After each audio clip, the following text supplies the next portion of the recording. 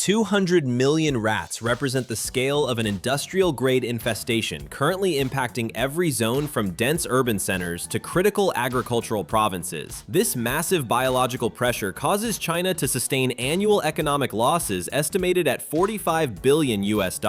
Why has a problem of this magnitude not been solved by standard domestic methods? While a typical observer might only notice a few isolated traps positioned in a house corner or along a yard fence, the reality is far more expansive. Millions of hectares of productive farmland have transformed into hidden battlegrounds where survival is the only objective for both the pests and the crops. The process of containment is only gaining momentum. There was a period when the rapid growth of the rodent population was viewed as a technically unsolvable crisis. But then a quiet turning point emerged in the strategic approach. Instead of attempting to neutralize the animals individually, regional authorities launched large-scale coordinated trapping campaigns that synchronized efforts across entire districts. It is visible how these systematic operations transitioned from chaotic defense to a structured industrial process. Everything only gets more complicated when considering the final use of the catch. What was once viewed as a terrifying threat to every harvest season gradually shifted into a source of valuable economic food products. It only looks obvious to treat the pests as waste, but in reality, the scale of the capture allowed for a complete transformation of the supply chain. One can notice how the logistics moved the captured material into secondary processing streams. The story of how this transition was achieved involves a fundamental shift in technical coordination. The material moves into the next phase of its economic cycle. 100 rats can be the direct descendants of a single breeding pair in less than 12 months. Why has humanity failed to eliminate these rodents despite centuries of technological advancement? The answer lies not in their physical strength, but in a reproductive cycle that produces between 80 and 100 offspring per year under stable conditions. This biological expansion creates an exponential growth curve that makes isolated mechanical traps entirely ineffective at a systemic level. Rats did not appear as a sudden biological crisis. Since the 15th century, these rodents have moved across the oceans in the holds of merchant vessels, disembarking at every newly established port city. As global trade networks expanded, the multiplication of grain warehouses and the construction of subterranean sewer systems provided the perfect environment. One can notice how rodents adapt to man-made structures with specialized agility. Today, over 60 distinct species of rats and rodents are documented living in close proximity to human populations. But this is just the beginning. The empire beneath the surface expands in direct proportion to urban density. In nations such as India, China, and the United States, major metropolitan centers often harbor tens of millions of rats within their infrastructure. High population density provides a constant food supply and a vast network of underground tunnels for nesting. Everything only gets more complicated as cities grow larger. It is visible how the complexity of modern drainage and utility corridors allows these colonies to remain largely untouched by surface-level control measures. It only looks obvious that a few bite marks on a warehouse package are the extent of the problem. In reality, the most significant structural damage occurs where it cannot be immediately observed by the human eye. Urban management authorities in China record tens of thousands of incidents annually where rodent activity directly impacts civil infrastructure. Rats excavate soil beneath residential areas, causing ground subsidence and damaging the integrity of drainage systems. The process is only gaining momentum as they migrate toward electrical systems. Plastic-coated electrical wiring contains organic compounds that actively attract rodents to chew through the insulation. The insurance industry in the United States calculates that damage to motor vehicles caused by these rodents reaches $1.3 billion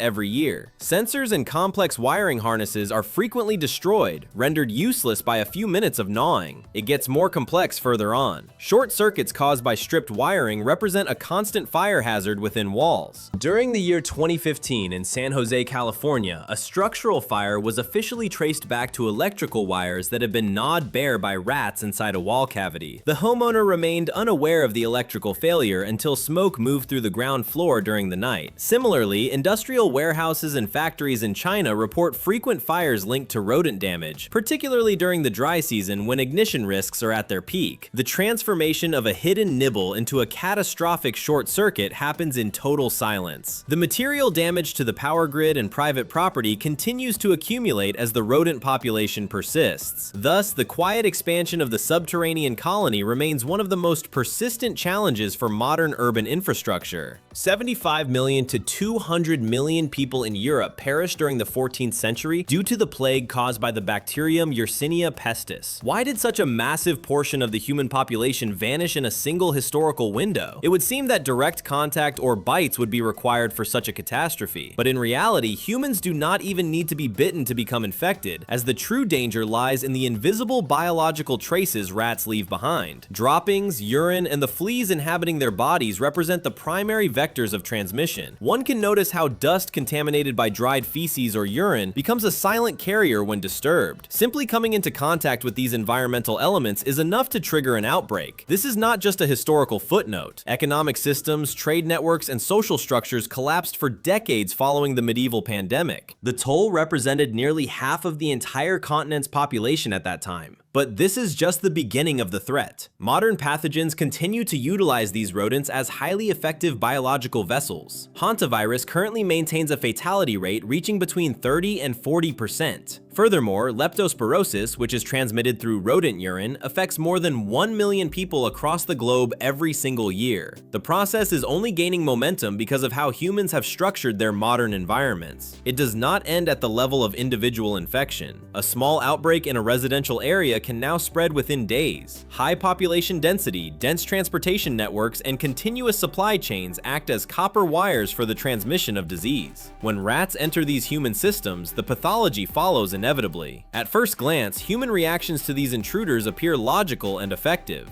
People set mechanical traps inside houses, spread chemical poisons around storage areas, and seal cracks in masonry walls. In many cases, these localized measures seem to yield results. A few rodents are caught, a few nests are destroyed, and the silence that returns after a few days leads residents to believe the problem has been solved. But rats do not only reproduce at a pace of dozens of offspring per year, they also learn and process environmental information with extreme speed. Behavioral studies demonstrate that when one rat is caught in a mechanical trap, the others gradually begin to avoid unfamiliar bait. They stay away from specific areas where traps were previously placed. The rodents shift their feeding times to hours when human presence is at its lowest. These creatures are capable of remembering specific dangers and passing on survival experience within their entire group. One can notice how the population rebounds after just a few short breeding cycles. Human beings believe they have gained control over their immediate environment, when in reality the animals are simply adjusting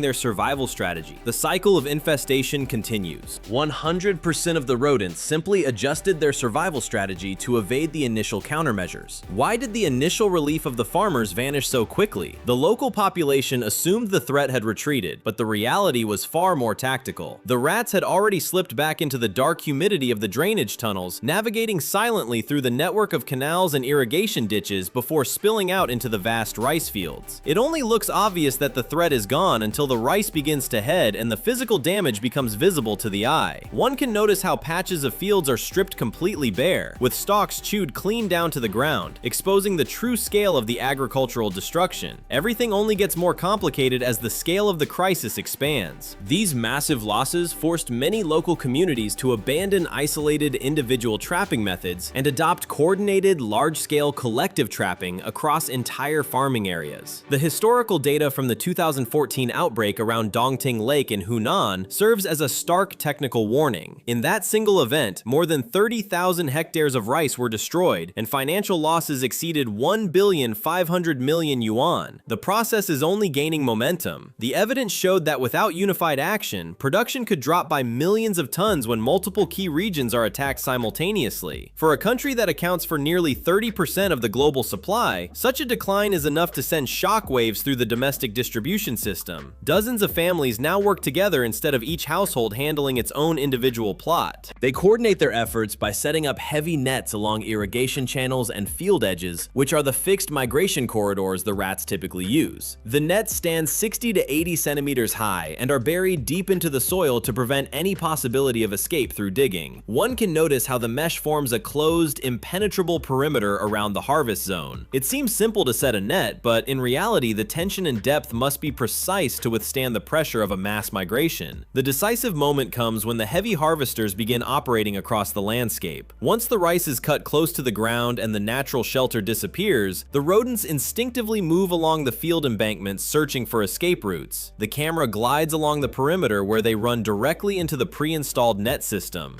In some specific areas around Dongting Lake during the peak season, a single team can capture 10,000 to 20,000 rats within just a few days. The process does not end at this stage. When multiple villages carry out these operations simultaneously, the total catch can reach hundreds of thousands per single harvest. Costs are shared among the participating households, but the technical effectiveness increases exponentially with scale. Instead of catching scattered individuals, the system targets entire populations at the same time, which effectively slows the biological recovery rates and reduces the risk of reinfestation in neighboring fields. If the rats cannot be completely eradicated through these mechanical means, humans are forced to bring them directly into the economic value chain. In many rural areas of southern and central China, field rats have long been integrated into the local cuisine. It gets more complex further on as the logistics of the harvest shift from protection to processing. After these collective trapping campaigns, the rats captured directly from the rice fields without any chemical exposure are collected and moved to centralized processing facilities. The equipment gradually prepares the catch as they are cleaned, internal organs are removed, and the meat is fully cooked before consumption to ensure biological safety. Field rat meat is prepared as roasted dishes, spicy stir-fries, or stewed with traditional spices. The selling price is usually only a few dozen yuan per kilogram. It is not considered a premium luxury product, but it is enough to create a stable local market during the peak periods after the harvest season when thousands are captured. This additional income helps ease the financial pressure for the farmers who suffered crop losses. More importantly, the controlled collection and consumption mean that the number of individuals removed from the population is no longer insignificant. When the rat colonies are harvested during periods of high density, their natural recovery rate slows down significantly. This reduces the risk of another catastrophic outbreak in the next crop season. The material is ready to move to the next processing phase without haste. Thus ends one of the key stages of the agricultural defense and recovery cycle. $11,400,000,000 is the staggering annual revenue generated by the rodent and pest control industry across the United States. Why does such a massive financial ecosystem exist around a single species of rodent? The answer lies in the relentless biological pressure rats exert on infrastructure and food supplies, necessitating a response that scales from individual farms to the largest metropolitan budgets. While some regions integrate these animals into a value chain, North American strategies focus strictly on high-intensity suppression and exclusion. But this is just the beginning. Terrier breeds like the Jack Russell and the Rat Terrier represent a biological solution refined over hundreds of generations of selective breeding. It seems simple to let a dog chase a rodent, but in reality, these animals are precision tools engineered for high reactivity and extreme scent sensitivity. Farmers in states like California, Texas, and Illinois forego chemical traps in favor of these specialized hunters when a nest is identified beneath hay piles or barn floors. Within minutes, the dogs track complex underground tunnels and force the rodents into the open to subdue them instantly. One can notice how a single terrier can neutralize between 20 and 30 rats during a single working session. 100% chemical-free, this traditional hunting method ensures that no toxic residues enter the livestock food chain or the surrounding soil. In dense urban environments like New York and Chicago, organized groups even coordinate nighttime hunts in public parks and waste disposal sites. This approach transforms pest management into a controlled community activity while avoiding the risks of secondary poisoning. Everything only gets more complicated as the scale of the infestation increases. Contract rat hunting serves as a semi-professional bridge between individual farm maintenance and industrial-scale eradication. When populations surpass the threshold of local control at grain storage facilities or abandoned industrial zones, property owners engage professional teams. These specialists do not operate randomly. They begin by surveying the perimeter to map nesting sites and primary travel corridors. Operations occur almost exclusively under the cover of night when rodent activity peaks. It is visible how a professional team can eliminate between several dozen and 300 rats in a single shift at a high-pressure hotspot. Transition to the next level. $32 million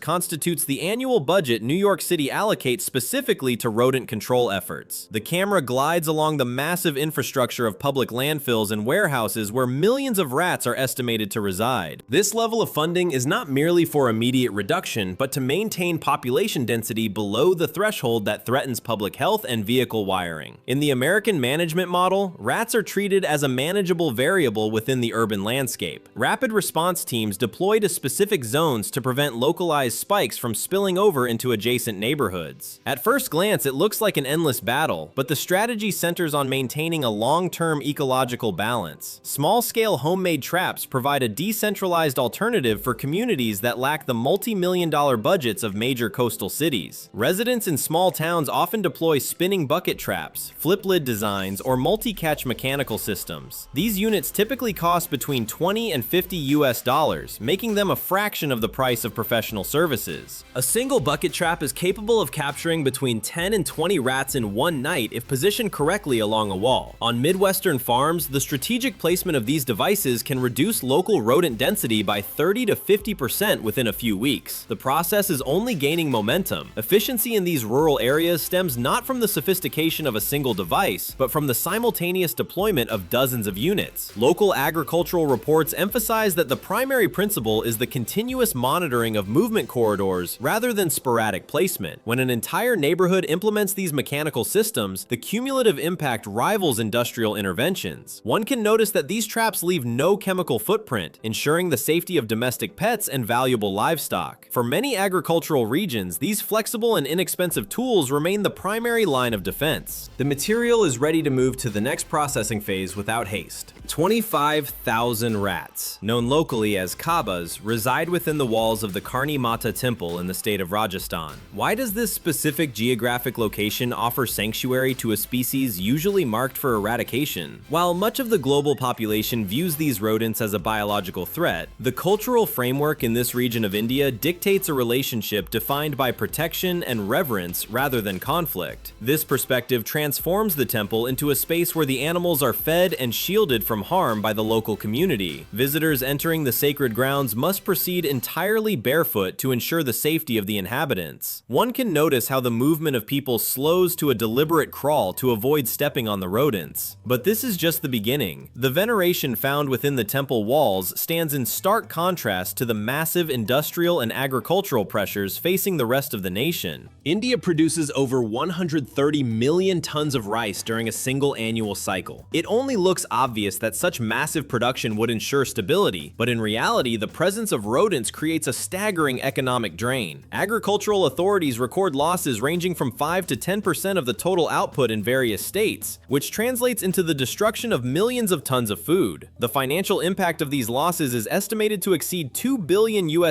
every year. This creates a unique dual reality where the same species is regarded as sacred in one environment and a severe economic challenge in another. In densely populated urban sectors where the human density exceeds 20,000 people per square kilometer, the rodents occupy the same drainage systems and food sources as the inhabitants. The process is only gaining momentum as the rats adapt to these crowded urban environments. It is not a state of complete harmony, but it is also not a constant battle of extermination. Each country and culture determines its own specific method for responding to this biological presence. These choices ultimately define the global strategies used to either control or accept the rodent species across different continents. Success in this persistent struggle is not determined by the number of individuals caught, but by the strategic shifts implemented by human operators. One can notice how the balance of power changes the moment the harvesters move into the fields. The rats are forced from their shelters and must run directly into a system that was calculated and prepared well in advance of the harvest. The transition from the field to the containment system occurs at a high speed. Luck does not shift the balance in favor of the producers. Instead, the outcome is the result of coordinated action and calculated timing. In a race where the speed of reproduction is pitted against the speed of the technical response, the scale of the operation and the precision of the timing decide everything. The material is ready to move to the next processing phase without haste.